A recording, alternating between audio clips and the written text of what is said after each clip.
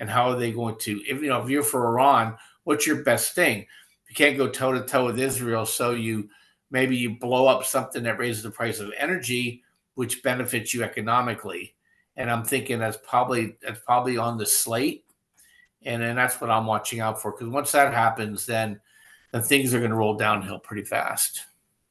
War tends to drive stock markets and risk assets higher because there's a correlation between war and the easing of monetary policy in the member countries. So when there's a war happening, they'll start inflating the currency because people get scared. Velocity goes down, so they increase supply.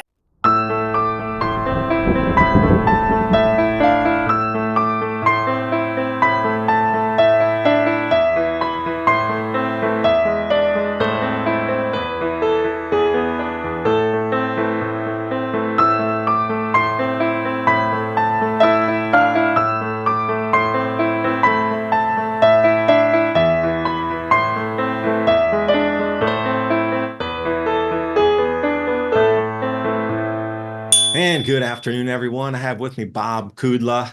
We're both feeling a disturbance in the ether. We thought we'd talk about, for me, what's going on with shipping and how that might affect agriculture and everything else in our lives, including base metals and just things that would randomly disappear from your store. So you look around the world, the choke points are getting choked, and it seems like a lot of forces are getting more aggressive, but where's the opportunity in that? We see these ebbs and flows of war cycle, civilization cycle. So we're at it again, and we're just identifying points along those lines, the dots in a trend. So, Bob, I appreciate you joining me. And, just as we spoke before, there's a little bit, the world is spinning a little bit differently right now. Yeah, it's funny because last week you were talking on your show about shipping, but from a different direction. And and on our podcast, we were talking about shipping for a different reason, because once the war in Israel started to heat up in October, it was just a matter of time before the shipping lines would be at risk. And so we were recommending to people that they should probably get themselves involved in some of these shipping stocks. Weren't quite sure how it was going to go, but we know every time there's a problem, they jack rates right away.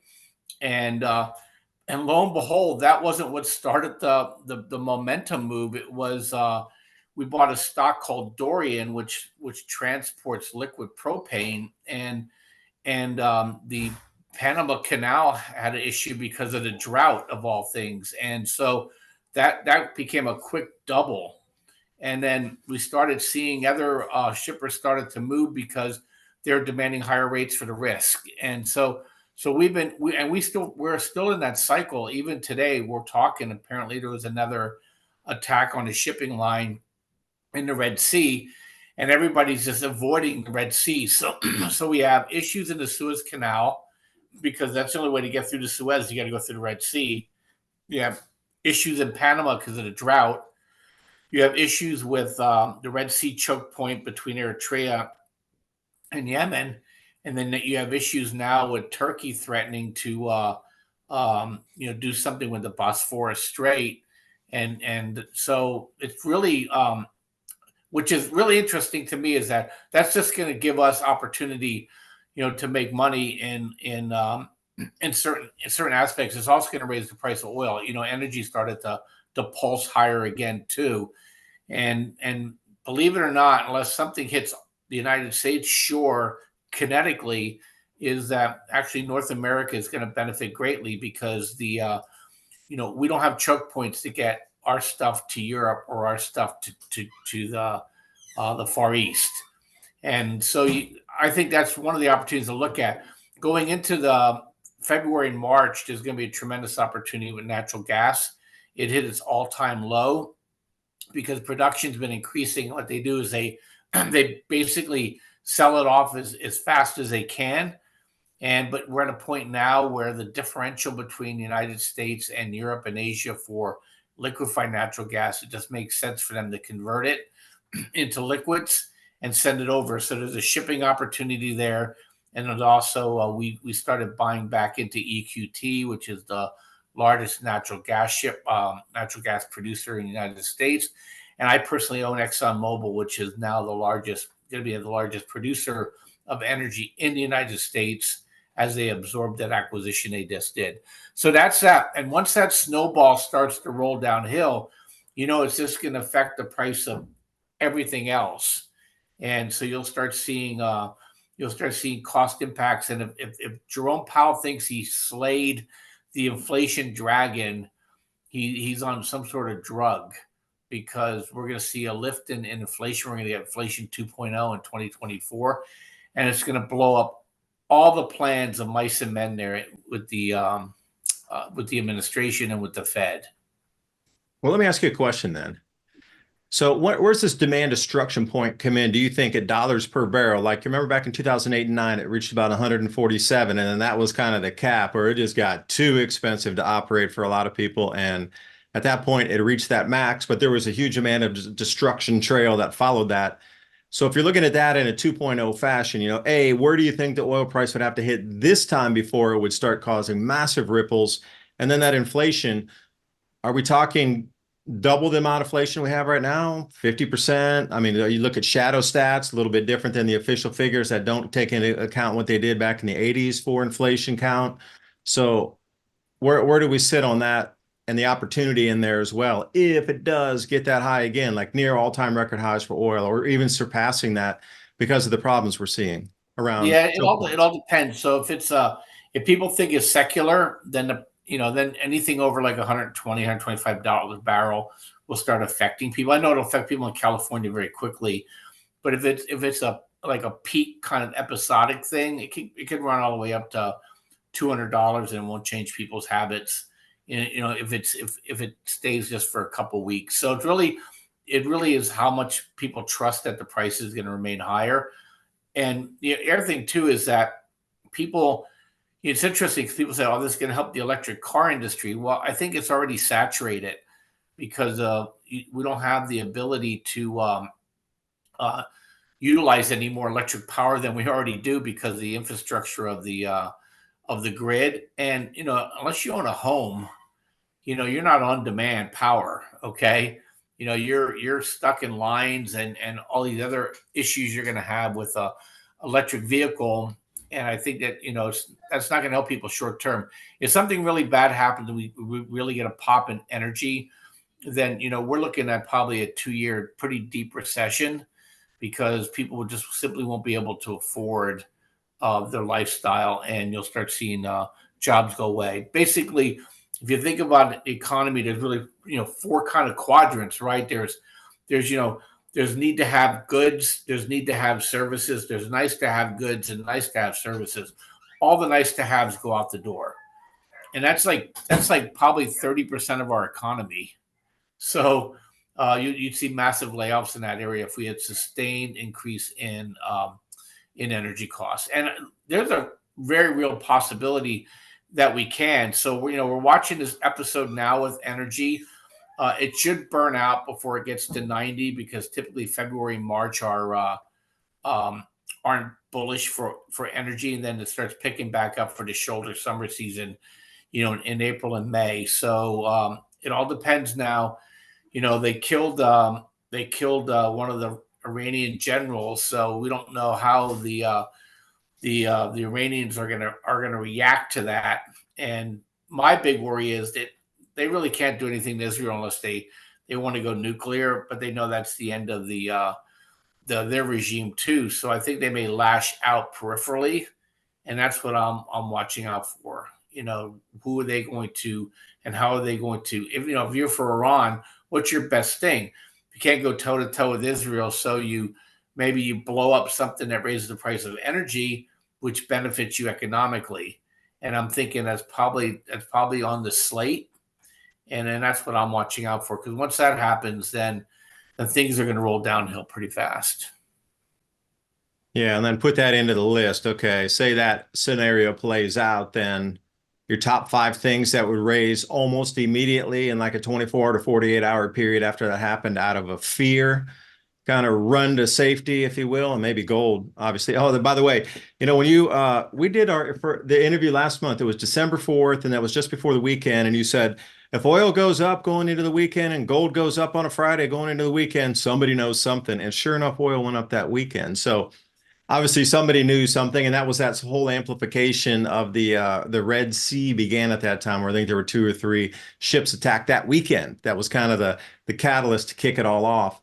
But give me a short list. So if people are going to try to protect themselves, and you envision this could possibly, I'm just saying could be a scenario where, the wild card goes off and the periphery play happens to cause as much pain in the economic market because of rising oil prices. Well, give me a list of the top 5 where you think it's going to rise immediately in price, and then which companies are in charge of those or manufacture those products that would benefit the most from that instant rise versus, like you talk about, type of longer, 1 to 2 year rise in something. Yeah. So if it's a shock to the system, you're going to see TLT, which is the 20-year bond fund ETF, will rise incredibly, and so that's number one, and that's probably where you should probably put at least half your dough. Number two, you want, and for me, all my big money is in the United States. I'm not interested in political risk.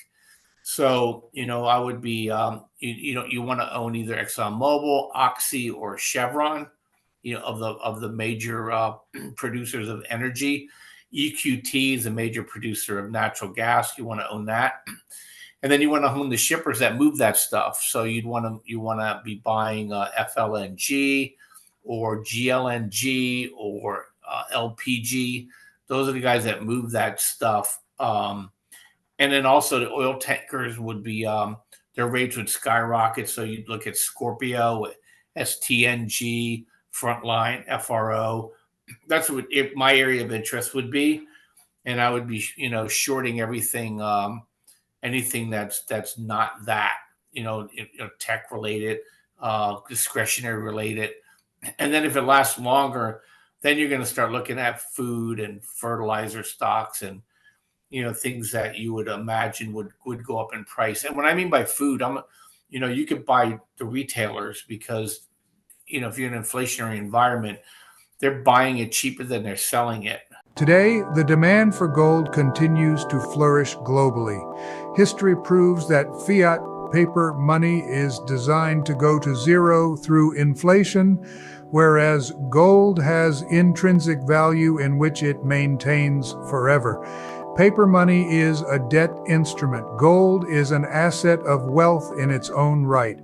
It does not depend upon any governments, corporations, or individuals' promise to repay. ITM Trading has spent the last 27 plus years developing a team of expert researchers and analysts to make this possible. Simply put, we build strategies which are historically proven to protect your wealth and assets through any economic downturn or currency collapse.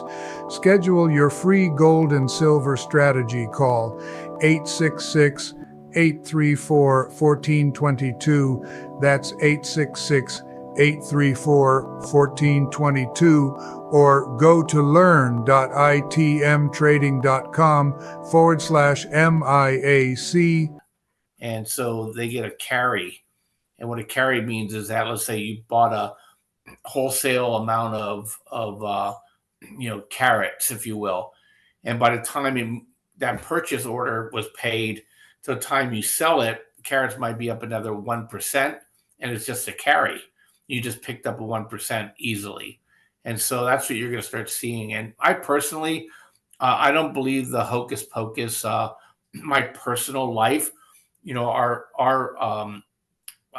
cost of living is up 10%. So I think we're probably in that 8 to 10% rate and there's a difference between inflation rate and cost of living. People don't understand that. Inflation is a monetary term based on the supply of money, the speed in which it's moving through the economy over the increase in productivity. So that's inflation. Cost of living is that you can have a zero inflation environment and you can have a higher cost of living because of supply and demand imbalances. And I think that's when you get this yin and yang where people pull their hair out. Well, how can they say inflation rate's this or that? It's because it's a construct, and versus you and I personal living, those are cost of livings, and that's where a lot of the confusion comes from, and they suppress it because they count hedonics and crazy crap like that. Just because you're more productive, if you don't have the cash, you're not buying the productivity. That's the flaw in that argument. But that's where I'd put my money, and that's what we're watching. And oh, wait, and Bob, while you're talking about that, yeah, what they're watching, go to tradewith2030.com. And they'll hook you up there, and you can check out the trades, what they're doing. And Bob, you can speak to it more eloquently. But the velocity of money smacking into a brick wall. And yeah, continue. I interrupted you there. We put some really good discounts on our service to Dave. So go to the landing page that he gave you. And if you forget, you come to our site, let people know that your watch just DAP 2030, so I can apply the appropriate discounts to you and give Dave credit so I could support his show financially. So the prices are good until the this Saturday. So it's going to be good till till Sunday night, the 31st. So you can take advantage of the pricing there. It's really good pricing. You can trade stocks with us, you can trade crypto with us. We trade the crypto miners too. That's the other thing I was going to say. So you'd see probably a lift in Bitcoin. You'd see a lift in Mara and Clean Spark and Wolf et al. In that environment. Bitcoin is proving to be a risk-averse asset like gold. And so you want to keep an eye on that. Beyond that, if we don't have episodes like that, there should be a pullback in the crypto space because of liquidity drying up. And then when the Fed has to really turn on the gas, those things will have jets on them and they'll start flying. And you'll see the moves we had, the Dare to Dream moves we had a couple years ago will come back in. You'll see 6 to 10x moves in some of these smaller miners, and probably 4 to 6x moves in Riot and Mara. But that's subject to QA kicking back in. Yeah, what kind of relationship do you see on Middle East or like war fear index pushing something on the inverse? I mean, there's got to be some relationship or something built in an algorithm that can pin that down to kind of what we're seeing now, and then how does it drive that market as a whole versus just the miners or a couple of the top coins up there, and Bitcoin, Ethereum, Monero, Yeah, and XRP, something like that.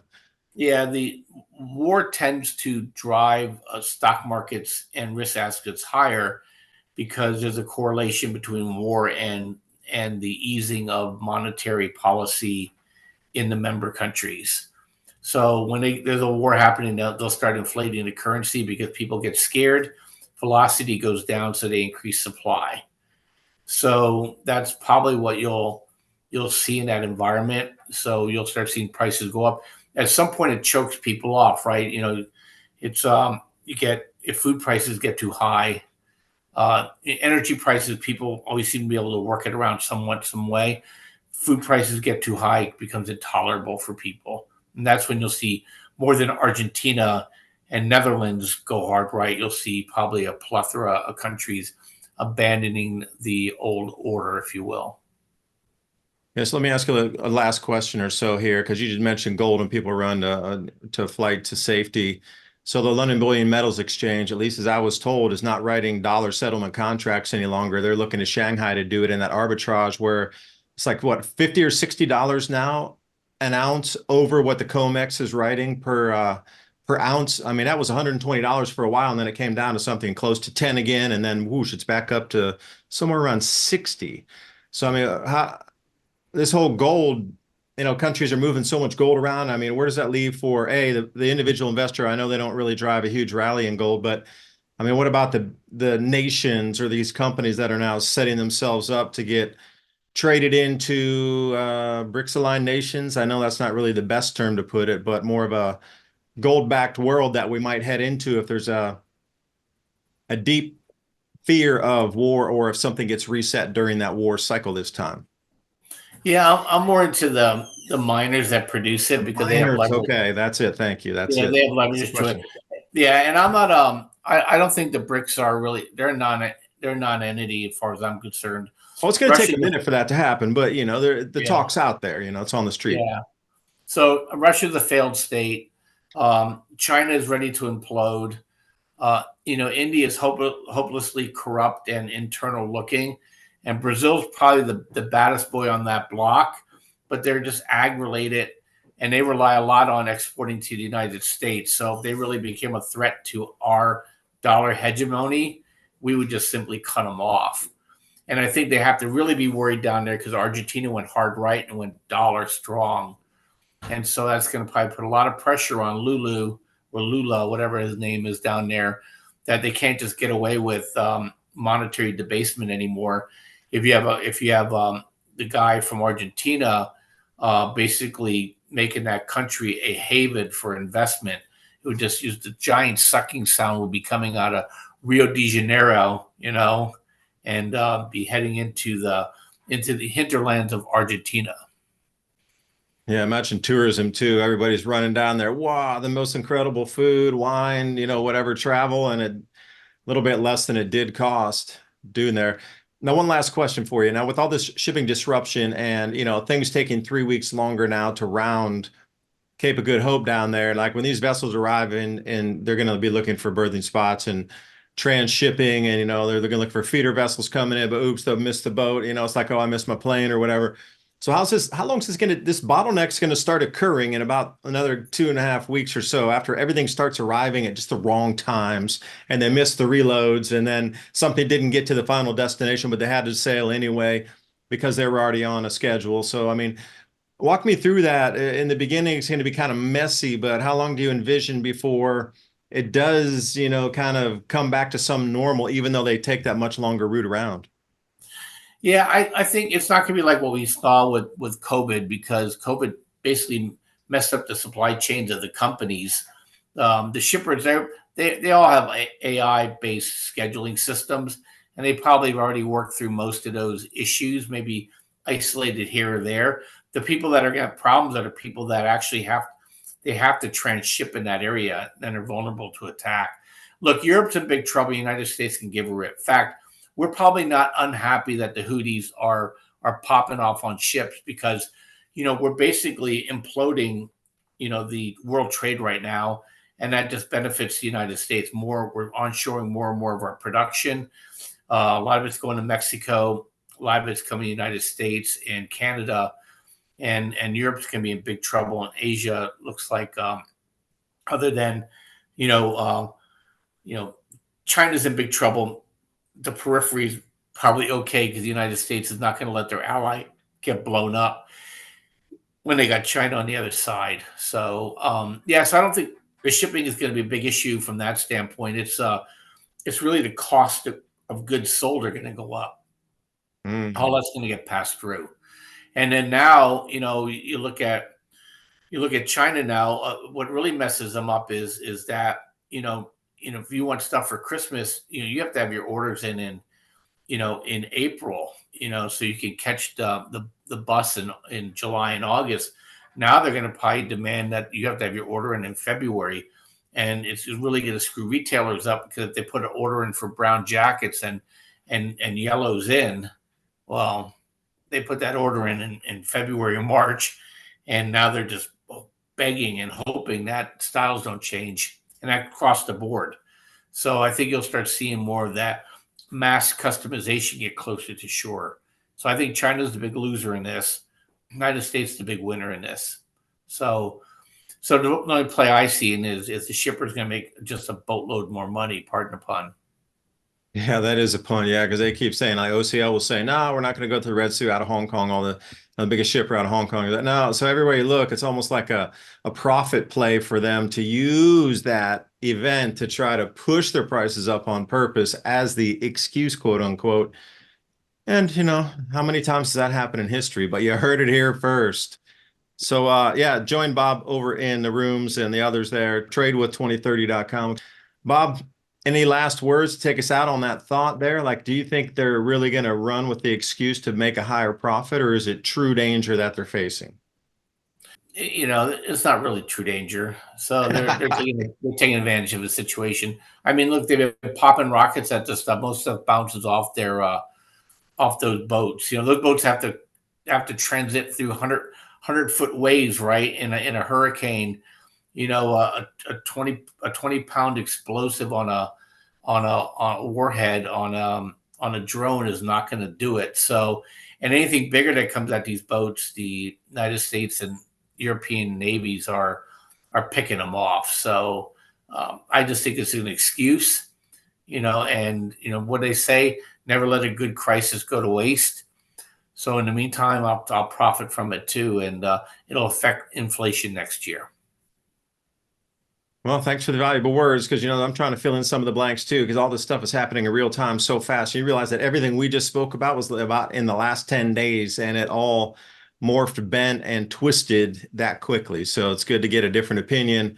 Sometimes we can get locked into just that echo chamber that we listen to or interact with, but it's great to get an outside professional voice like Bob. So again, tradewithit2030.com. Join us over there. Anyway, Bob, thanks for your time. Thanks for having me. Have a happy new year, and I'll catch you on the other side. All right. Bye for now. Bye-bye.